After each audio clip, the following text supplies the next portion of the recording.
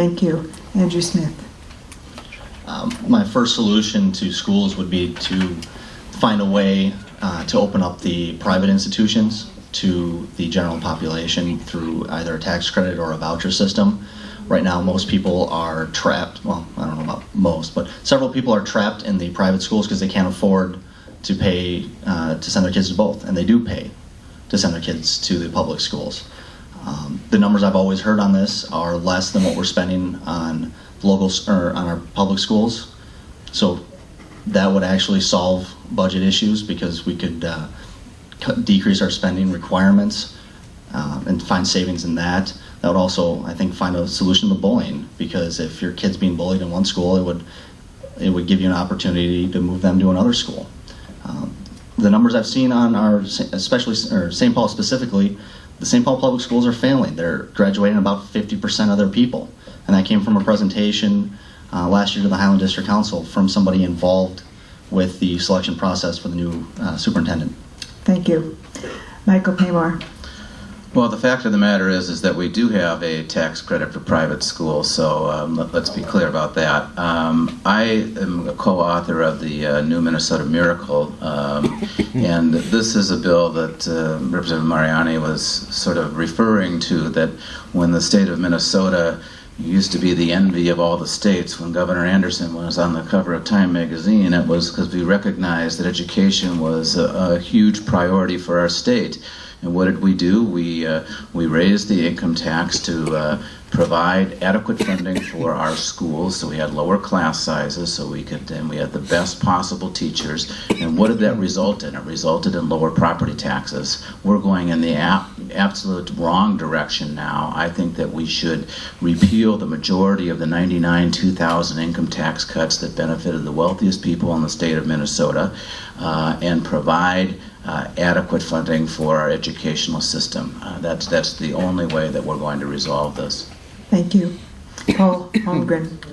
Yeah, I seem to recall the question being on education and not about raising taxes. Let's address education.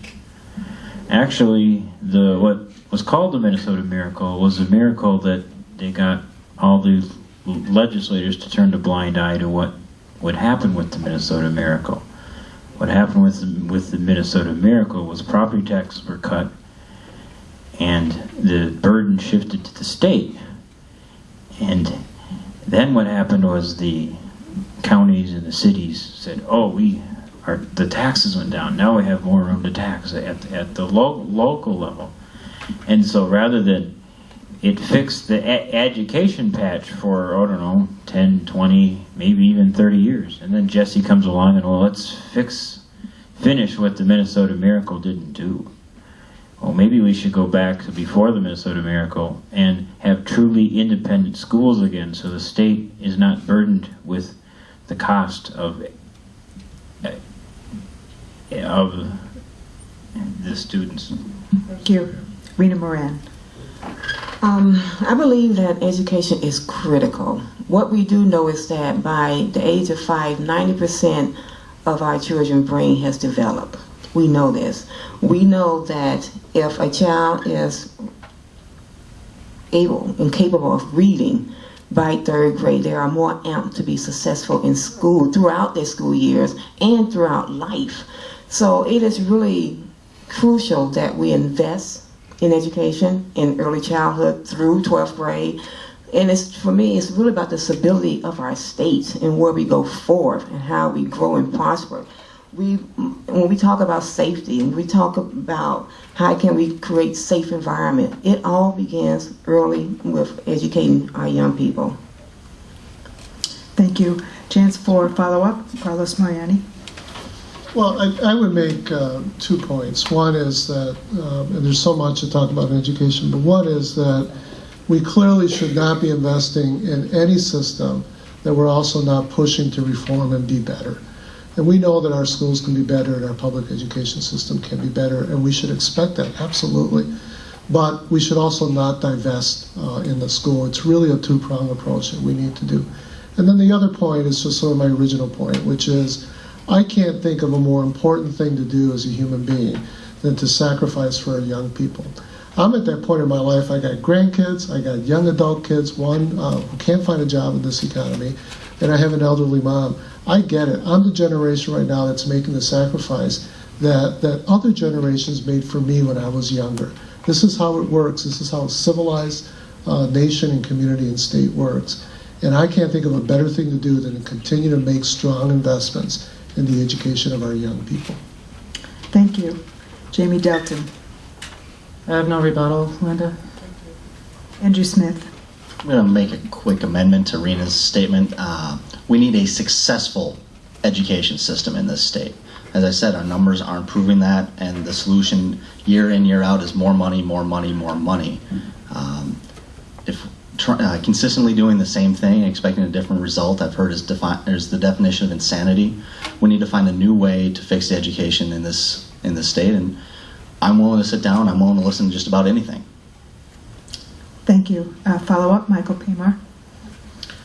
Well, let me say this. I was one of the people that voted against the budget balancing bill in the special session because I felt that the wrong thing to do was to approve the shift that ended up happening, which means that our school districts statewide are facing a $1.8 billion deficit, which means they're going to be borrowing money for their operating expenses. I understand we're in a deficit, but we have to invest in education. Truth be told, I've let my license expire, but I'm a teacher. I went to the College of St. Scholastica in Duluth and got my teaching license. I loved it. I ended up taking a different career. But, you know, we have to invest in teacher education also, which is why I'm so pleased that the Bush Foundation is contributing so much money to teacher training because, you know, that's what it's about. If you have good teachers who are passionate, who care about kids, and who are skilled, they're going to make a huge difference in our school districts. Thank you. Follow-up, Paul Holmgren. Very quickly. When our school system in the state was founded, it was not state funded. We need to realize that the original intent was for communities to come together to hire teachers to teach their own children, so they knew that the teacher was a part of the community. They lived with them, even in their own homes sometimes. We've gotten away from that. We have professional standards, and the burden of that is what's breaking the education system. Thank you. And follow-up, Rena Moran. I just like to say I do agree to Mrs. Smith that we need good schools. We must, but again, we have to invest in a good education for all our kids. Thank you. So our next question will start with Jamie Delton, and we're going to change our order. We're going to come back towards me. Okay. So I think we just need a little change of pace because now we're feeling all, weighted by the weights of all of these things. So I'd like you to tell us 2 things that are great about your house district. Jamie Delton. 2 things that are great about my house district. I really like Seven Corners Hardware. It's a unique retail store, which, it's probably the one thing that the progressives did right is to encourage this kind of retail in our district. I oppose progressives just about every step of the way, but they do, they claim anyway, to encourage small business and retail, and Seven Corners Hardware is just the type of business that I think offers an antidote to the big box retail, even though I'd like to see some big box retail in our district someday. And the riverfront development is really wonderful, and I enjoy walking down there and refreshing myself with my friends, and really enjoy Minnesota in general. Thank you.